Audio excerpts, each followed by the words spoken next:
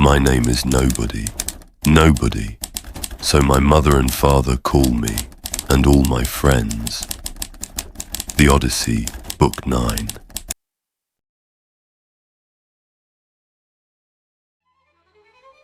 There is a letter. It arrives not in your mailbox, but in your mind.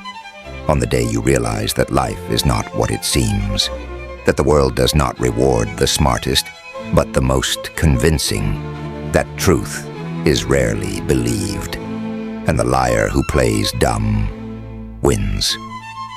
The wax seal reads only one line. Only the masked may survive. You're in the ballroom now. The chandeliers drip gold. The air is sweet with perfume, lies, and champagne. Everyone is smiling. Everyone is bowing. Everyone is watching. But none of them are what they seem. The king is wearing a fool's mask. The beggar is a warlord in silk. And the woman in white gloves, she's been orchestrating your downfall since you walked in.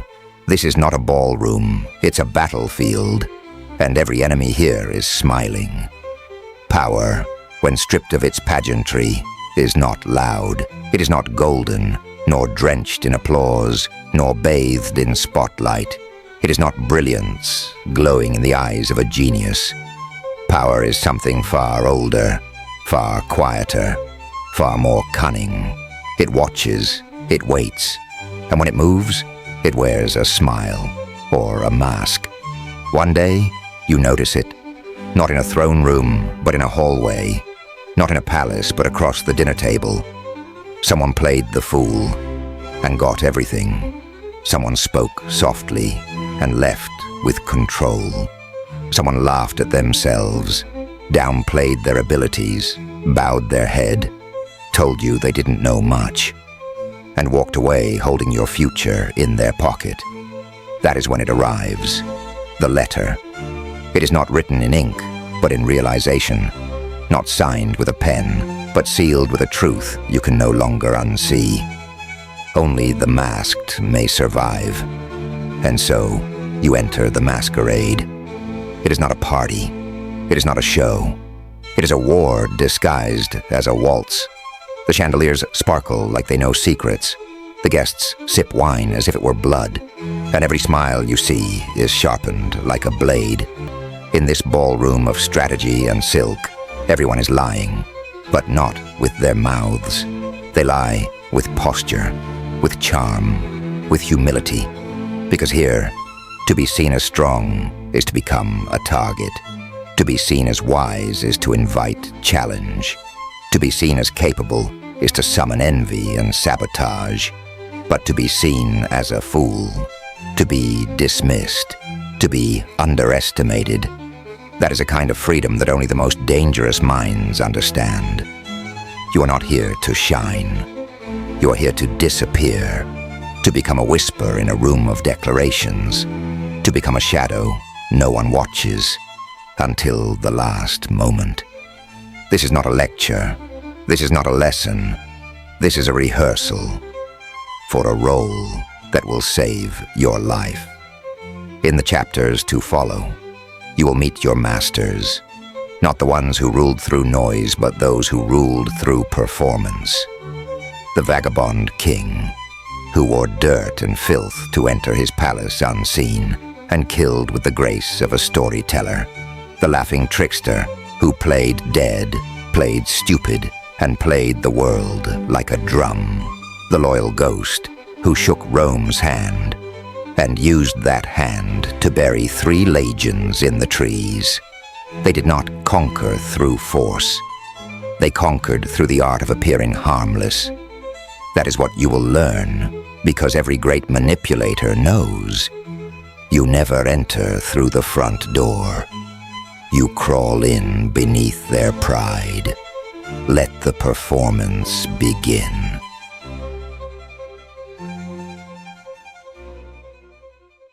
There once was a man who was never the strongest in the room. His hands were not built for war. His frame, though noble, lacked the fearsome weight of heroes. He could not crush you.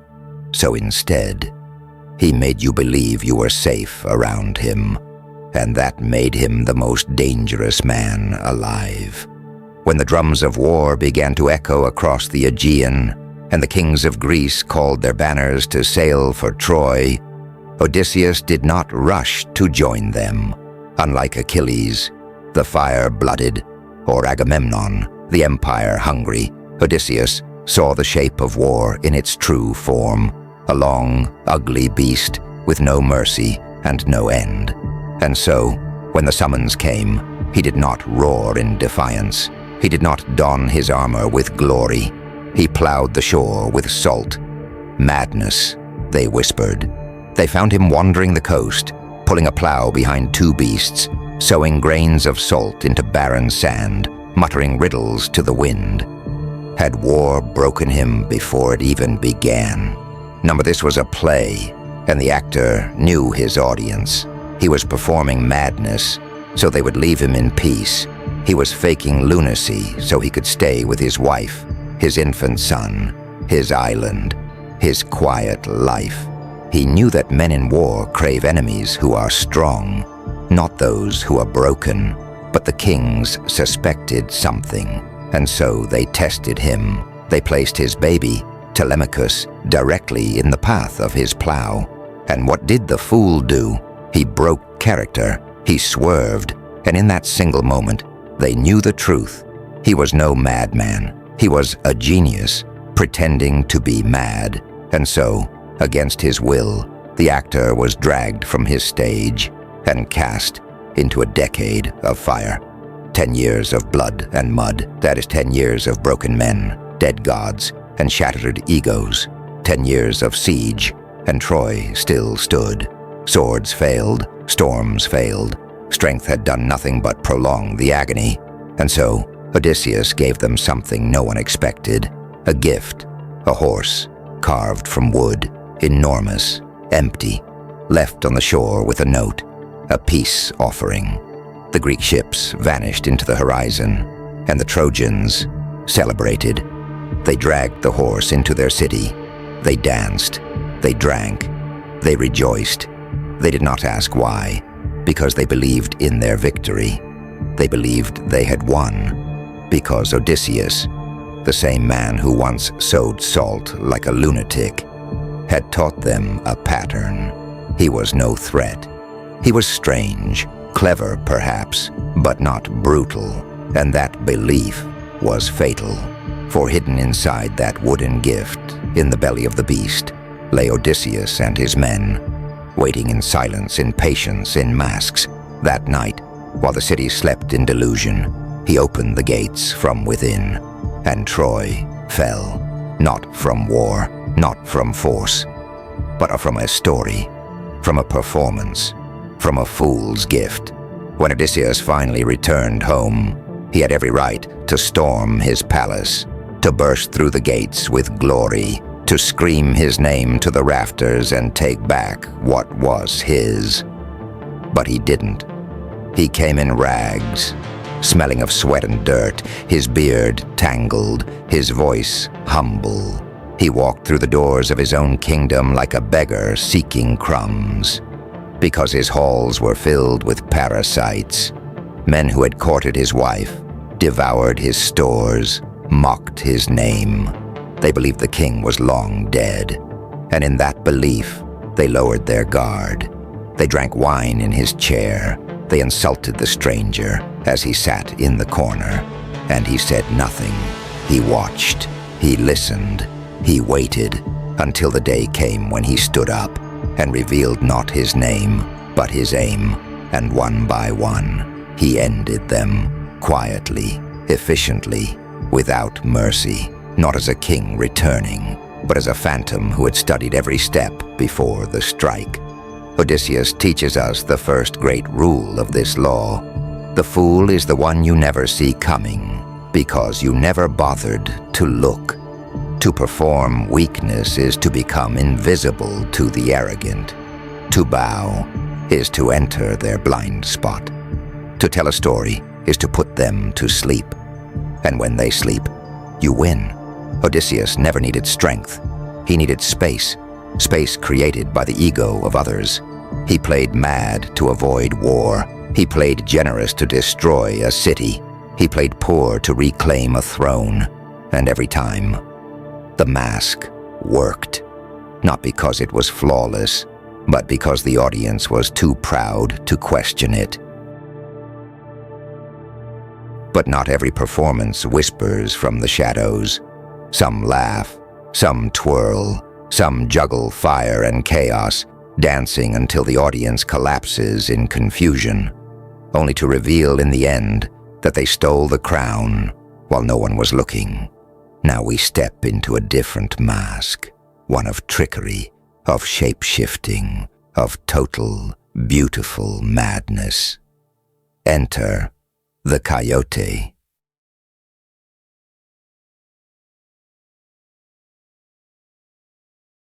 There are many gods in the world. Some bring fire, some bring war, some bring laws etched into stone. But Coyote brings something far more dangerous. Stories, not just to entertain, not just to explain, but to confuse, to distort, to bend the map of reality so he can walk through it unseen. Coyote is not a god of wisdom. Coyote is a god of misdirection. He doesn't ask for worship. He asks you to laugh and then forget where you left your sword. Where Odysseus wore the mask of the nobleman turned fool, Coyote wears no single mask. He wears 100 at once, and all of them are lying. He has no shape, only motion, no code, only improvisation, no honor, only cunning, and yet, from within that chaos, he always wins. Because Coyote understands something most people never will. Predictability is a prison, but madness is a key. In one tale, Coyote is running from death. Not metaphorically, literally. The great force is chasing him, and he is out of tricks. No more disguises, no more hiding places, so he throws himself to the ground and becomes a rock. A shapeless, still, gray stone in the dust. Death comes walking, smelling, searching, and passes right by. Why? Because Coyote didn't just play dead, he became nothing. And death, in its arrogance, was looking for a threat, not a pebble. The lesson is brutal. If you become what they're not even looking for, they can't kill you. In the realm of power, this is gold. When they expect a rival, be a fool. When they expect ambition, be laughter. When they expect a wolf, roll in the mud and bark like a dog. There's a pattern in every society. The smart ones gather, argue, posture. They point at the fool and laugh. They mock him, underestimate him, exclude him. But Coyote understands the cycle. He plays dumb on purpose. He overacts. He tells wild stories. He gets things wrong. And while the smart ones are proving each other right, while they're distracted by being seen as the cleverest voice in the room, Coyote steals the food, or the gold, or the chief's daughter, or the keys to the gate, because no one was watching him. They were watching each other. In many Native American stories, Coyote appears alongside wise animals, an eagle, bear, wolf. They all advise caution, patience, order. Coyote eats their dinner, wrecks the plan, sets something on fire, and wins. Because the real power wasn't in the plan, it was in the disruption. There's a tale from the southwestern tribes. The world was once cold and dark. The sun was kept hidden by a group of selfish gods. No one could approach them. They were powerful, proud, glowing. So what does Coyote do? He doesn't storm the gates. He doesn't fight. He dances. He sings. He juggles rocks and makes fart noises. The gods are confused, then amused. And as they laugh, as they lean back in their divine pride, Coyote slips through the back, finds the bundle of fire, and runs. He doesn't just trick gods. He rewrites the laws of the universe with mischief, and he does it by being underestimated. He does it by entertaining the ego of others until they forget what matters, just like you will. Coyote does not represent chaos for its own sake. He represents the weaponization of chaos, the deliberate act of behaving unpredictably so others lower their defenses. If I don't make sense, then your rules don't apply to me. And if your rules don't apply, you can't trap me. This is what you must learn. The world respects logic, strength, structure. But structure can be tracked. Logic can be anticipated. Strength can be countered. But madness, true, performance-level absurdity, that can't be predicted. And what cannot be predicted cannot be stopped. Coyote isn't just a character in folklore. He's a strategy. When people think you're weak, let them. When they think you're ridiculous, amplify it. When they forget to watch you, take everything and vanish. Play the clown, tell the wrong story, arrive late, unprepared, smiling, and while they're laughing, pull the strings. But what if the mask isn't jester's paint or rags of dirt? What if it's polished armor? What if the most dangerous fool is the one who wears loyalty like a shroud and walks beside you until the forest swallows everything? Now enters the third mask, the silent betrayer, the ghost general, the fool who never raised his voice until the empire bled from its heart. Enter Arminius.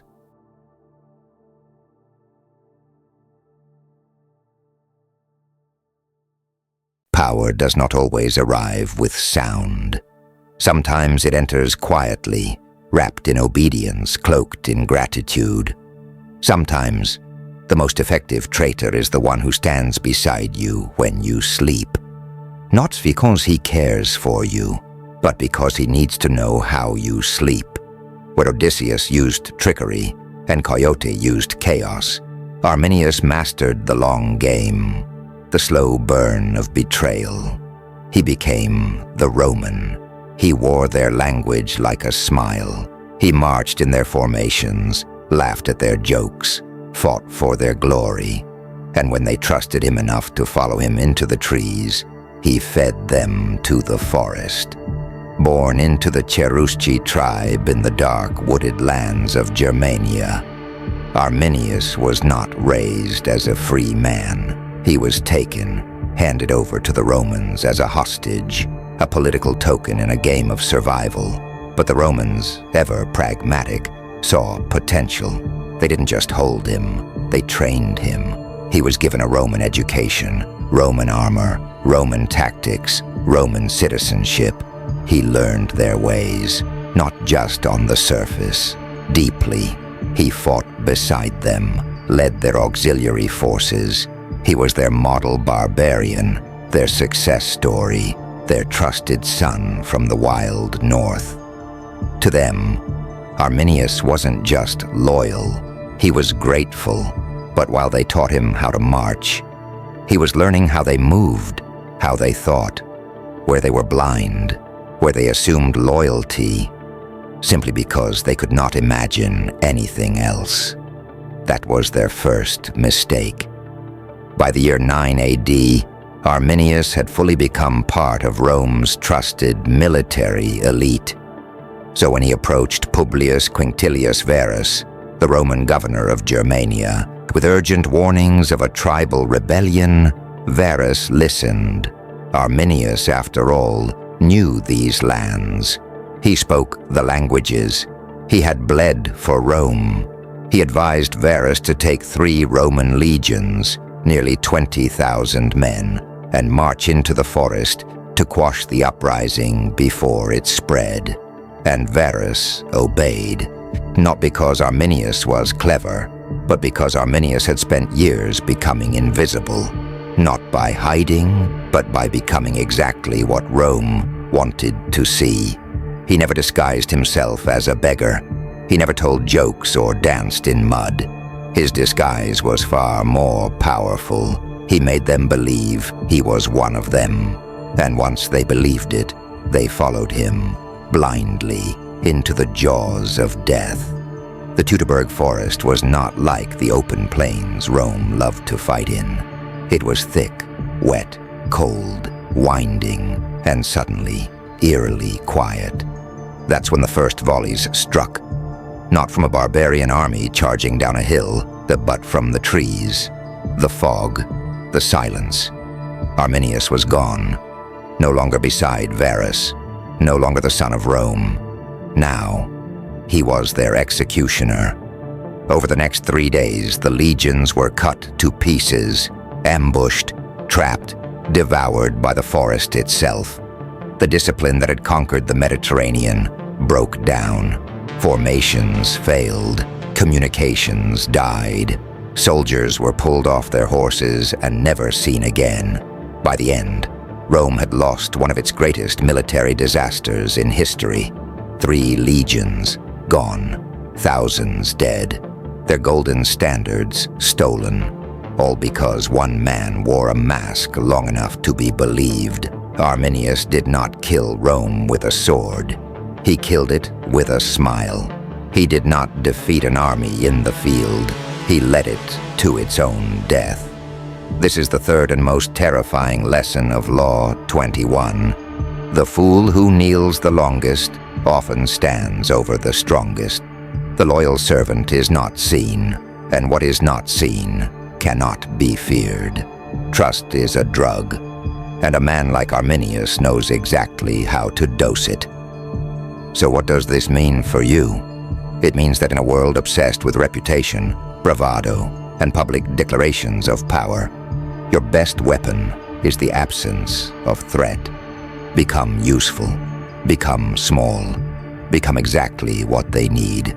Let them praise you. Let them elevate you. Let them fall in love with your reliability. And then, if you choose to betray them, they will never even raise a shield, because the attack they feared never came from you. Until it did. This is not cruelty. It is survival. It is strategy. Because in the masquerade of power, the most dangerous mask is not the fool's grin. It is the quiet nod of obedience. Now you have met the masks. The vagabond who walked as a beggar to reclaim his throne. The trickster who broke the laws of gods through laughter. The ghost general who murdered an empire with a salute. But what do you do with these masks? When do you wear them? When do you switch them? When do you set them on fire? For that, we enter the final room. Now comes the final instruction. The map, the mirror, the weapon. Enter the strings you pull.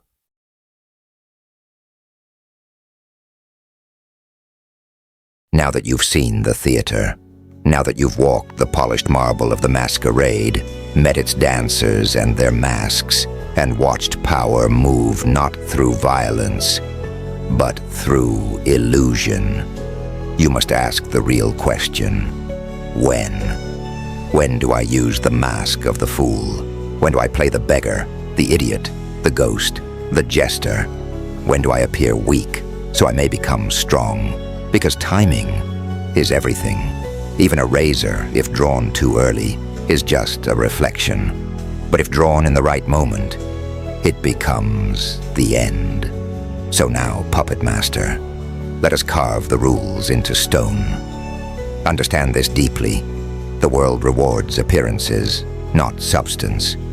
Most people, when they encounter a truly intelligent mind, do not feel admiration. They feel threat. Their ego recoils. Their insecurities sharpen. And before you've even spoken a second sentence, they've begun to look for ways to discredit, compete, or destroy you. Why? Because if you are clearly smarter than them, they cannot control you. And if they cannot control you, their mind brands you as dangerous. So what do? You leak intelligence, slowly, like drops of oil in water. Enough to be useful, never enough to inspire fear. Be helpful, not dazzling. Be thoughtful, not revolutionary. Let them think they're the genius in the room. Let them bask in it. Let them explain things to you. And while they talk, you study. You listen. You learn where the locks are and where the knives are hidden. This is the death of most manipulators. They fall in love with their performance. They enjoy being underestimated. They enjoy playing dumb. They enjoy the smug satisfaction of being in control. And then they forget that every room requires a different role. Odysseus didn't wear the same disguise in every battle. Coyote didn't play the same trick twice. Arminius didn't kill Rome on day one. He served it for years. Your mask must be tailored. In a room full of scholars, don't be the clown. Be the quiet student. In a room of lions, be the house cat. In a room of fools, be the curious apprentice. In a room of masters, be their mirror. Power moves when it adapts. People are not afraid of fools, but they are addicted to superiority. Let them explain something basic to you. Let them correct you, even when you're right. Let them talk longer than they should, because they believe you're learning. You're not learning. You're preparing, because their ego is a doorway, and they just opened it for you. This is the moment they believe you are below them, and they relax. In that exact softness lies your opportunity. The mask only works if you wear it until they forget it's a mask. The danger is always in impatience. You'll want to reveal yourself, to say, I'm not stupid, to say, I knew all along, to show your brilliance and feel the reward of being understood. That moment of pride is your destruction, because the moment you drop the mask too early, they become suspicious. You must be able to wait. Through boredom, through insult, through dismissal, let them grow completely blind to your potential. Let them treat you like furniture. Let them yawn when you speak. Then, when the room is safe, pull the string and everything will fall. This is the final and most dangerous lesson. You are not the mask, not the fool, not the beggar, not the ghost, not the trickster, not even the loyal shadow. These are just tools, costumes, roles you play in the grand theater of survival. But stay in the role too long, and you will forget who you were beneath it. There is nothing more tragic than the puppet master who becomes their own puppet. So wear the mask, master the role. But always remember where you keep your true face. Locked behind the curtain, in silence, waiting. Because you are not here to be forgotten. You are not here to be liked. You are here to win. You strike when the room loves you, when they laugh at you, when they pity you, when they say, he's harmless, when they invite you to the inner circle, because you're no threat. You strike when the crowd believes you are part of the furniture. You strike when the door is left unlocked, because why would anyone fear a fool? And when you strike, do not hesitate. You have already been underestimated. You will not get that chance again. They will ask, why didn't we see it coming? Why did he wait so long? Why did we trust her? And in their shock, in their disbelief, they will reveal their blindness. Because the truth is simple. The sharpest blade is never the one held high. It is the one already inside you, smiling. You now know the law. You now hold the strings. The only question left is, will you use them? Because this game does not reward morality. It rewards precision. And those who play dumb long enough walk away with the crown. Like, subscribe, comment, or don't. You are the master of your own life. Just remember this. In every room you enter, someone is wearing the mask. Make sure it's you.